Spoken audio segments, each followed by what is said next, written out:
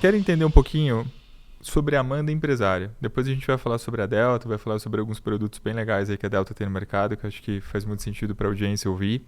Mas como é que foi virar empresária para Amanda? Né? Então, aquela menina que veio de Salesópolis, que é jornalista. E aí eu entendo um pouco, porque eu fiz publicidade.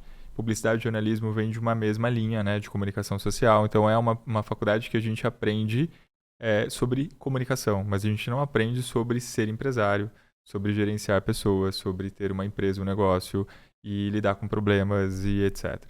Como é que essa menina chega nesse mundo altamente agressivo, né, onde, cara, você tem que dar conta do recado, senão você está fora do jogo. Como é que você encarou esse desafio? Como é que foi essa primeira experiência para você? Eu sei que depois houveram evoluções, até você chegar no grupo de MK e tal, tudo mais, mas assim, esse primeiro momento, como é que foi? Como é que essa experiência tocou, principalmente, e aí tem um ponto interessante também, que é uma mulher, né?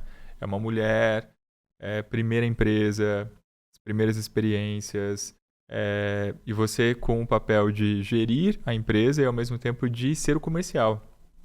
Ir pra rua, vender o negócio, vender o sonho, fazer as pessoas acreditarem, etc. Como é que foi?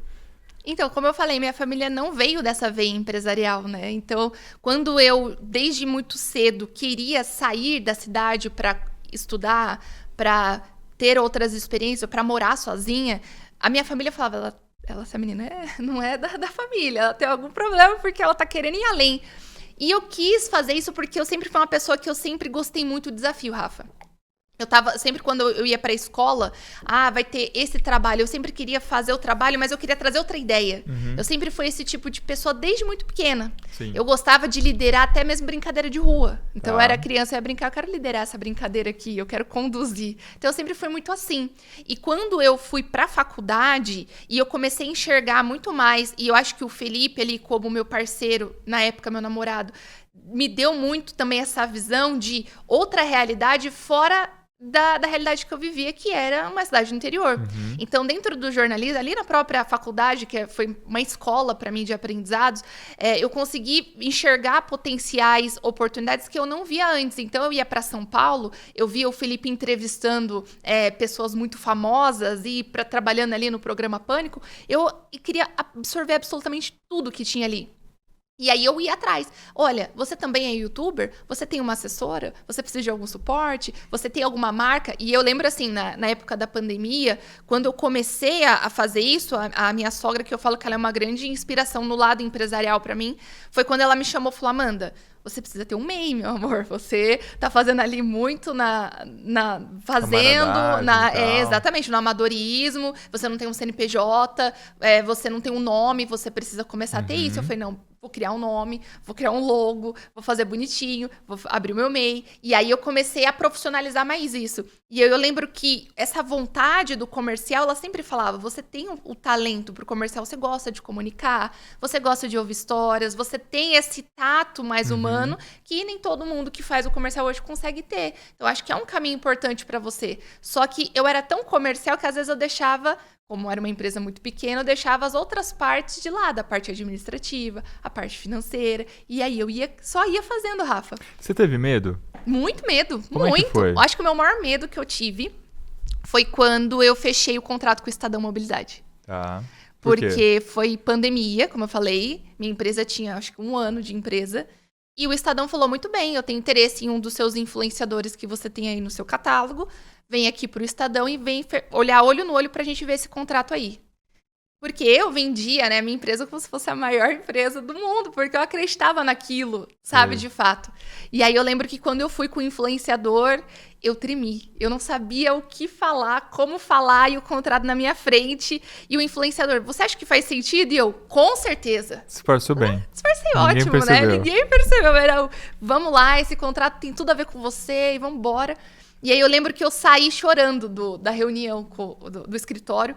E o influenciador olhou assim pra minha cara e falou, mas por que você tá chorando? Deu certo! Eu falei, porque meu sonho era trabalhar aqui dentro.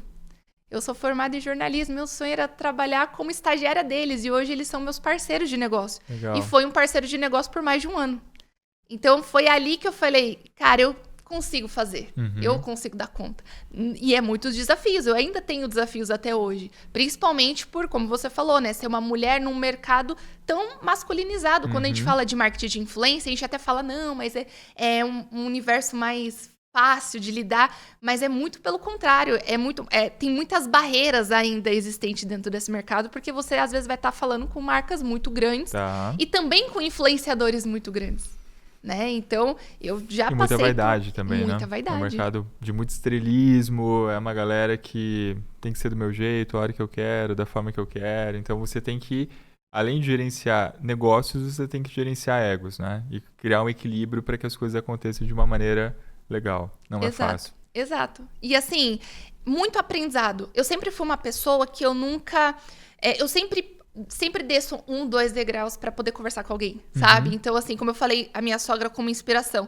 Às vezes era pandemia, então a pandemia facilitou muito essa questão de contato, né? Sim. Muitas empresas fechando, muita gente indo pro digital. Então, acho que a minha empresa, ela foi criada bem no momento certo do mercado de influência. Legal. Hoje, se a gente for falar em números, o mercado do criador de conteúdo, no mercado ali, gera mais de 2 bi de gerenciamento de publicidades ali no ano. O Brasil é o segundo maior país do mercado de influência hoje. Do mundo? No mundo. Cara. Então, assim, em 2020, eu já enxerguei essa possibilidade, eu já enxerguei essa expansão. E aí, quando eu ia conversar sobre isso com outras pessoas, eu queria falar com pessoas nesse segmento. E aí é onde eu mais estudei, Rafa. Tanto que eu lembro que quando eu fiz na pandemia minha pós em marketing de influência, os meus professores falavam, Amanda, eu não faço ideia, eu fiz pela Embi Morumbi. Eu não consigo lecionar essa aula para você. Tá todo mundo pedindo isso, mas a gente não sabe. Você tem a sua agência, explica para os alunos um pouco do que é esse universo. Porque era um mercado ainda um mercado muito novo. Se a gente for levar em consideração, aí tem uns 6, 7 anos de mercado. E como empresária, Amanda, me fala, assim, quais foram as principais dificuldades assim que você teve ao longo dessa caminhada? O que foi difícil para você? Quais foram as experiências complicadas que você teve que encontrar soluções, que você teve que buscar caminhos e alternativas para você conseguir sobreviver no mercado? Porque, cara, você criou uma empresa sem dinheiro, dentro de uma kitnet, sem recurso, e essa empresa precisava sobreviver. Mas mais do que a empresa precisava sobreviver, você precisava sobreviver. Como é que foi essa experiência? Assim? Como é que você... naturalmente as coisas acontecem, porque quando você é dedicado, quando você busca, quando você corre atrás, as coisas acontecem. Mas não é fácil.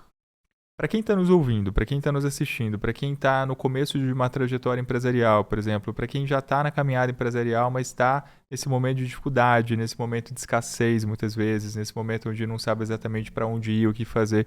Conta um pouquinho como é que foi.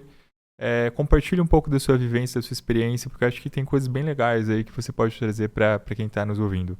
Com certeza. Eu acho que uma das experiências muito legais e dicas que eu poderia dar nesse mercado do empreendedorismo é que quando você está começando, você se dedica muito, você gasta muita energia em cima disso e às vezes você acaba esquecendo de você mesmo, né? No seu próprio autoconhecimento.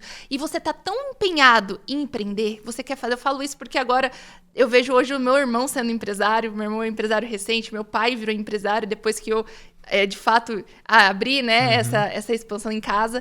E eu vejo que a força de vontade é muito grande mesmo. Só que às vezes a gente deixa de se capacitar. Às vezes a gente deixa de ter mentores, de ter pessoas que podem nos auxiliar. Uma das coisas que a gente fez com o grupo, com essa fusão, foi exatamente isso. Porque a minha empresa antes, Tríplice, ela já tinha chegado no teto, no limite. E eu acho que é exatamente esse o ponto de virada que todo empresário deveria ter.